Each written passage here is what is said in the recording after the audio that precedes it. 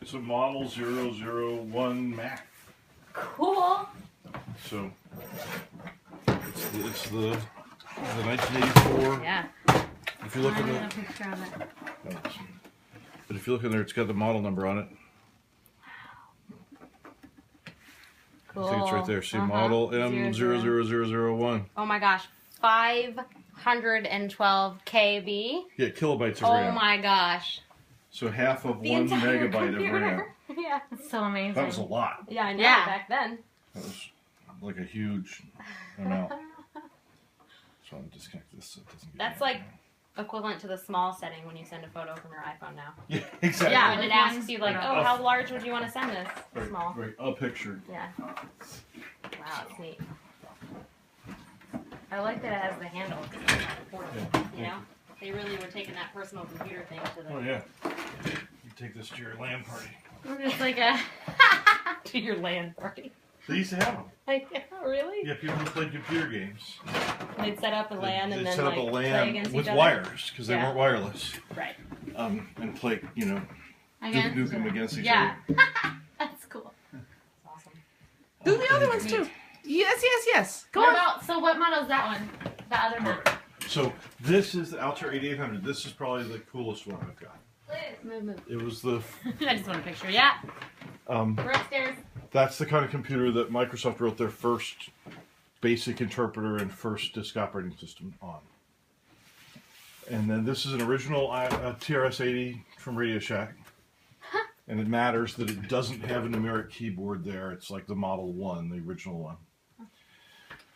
And this is an MC-8080. There was the Matthew Broderick movie, War Games. Yeah.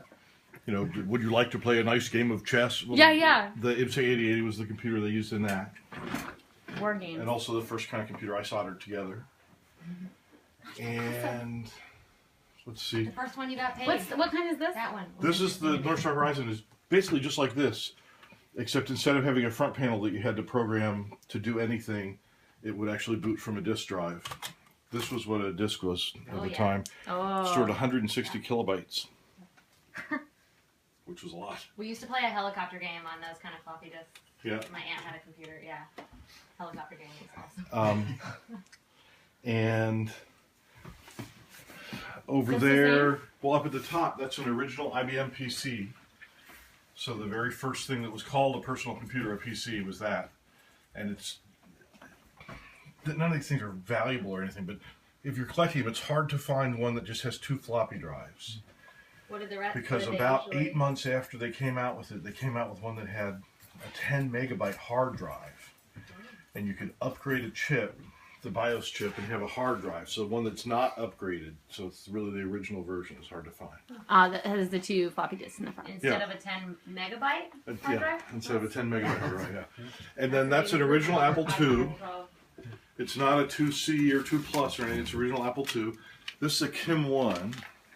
And this is what they made the Apple I out of. When Wozniak and Jobs made the Apple I, they started with the Kim 1 and then built the graphics so it would show the color graphics on the screen. That's the whole computer. So it's just this hexadecimal pad and these displays. And that's, you know, awesome. Your phone is about 1,000 times more powerful. Yeah.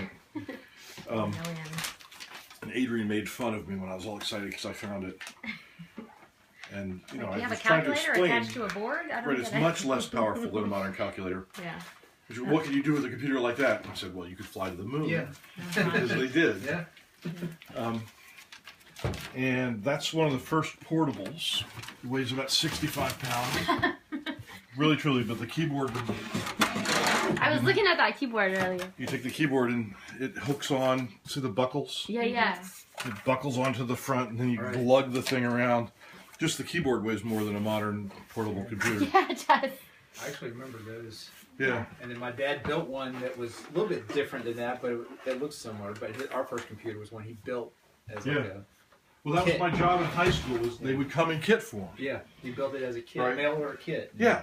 And I got a job working in the local computer hobbyist store, and he'd get them in kit form, but people didn't want to solder them together.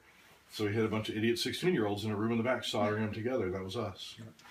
But it was $7.50 an hour in 1977. Whoa. which was really good money for a high school kid in 1977. And that's my computer museum.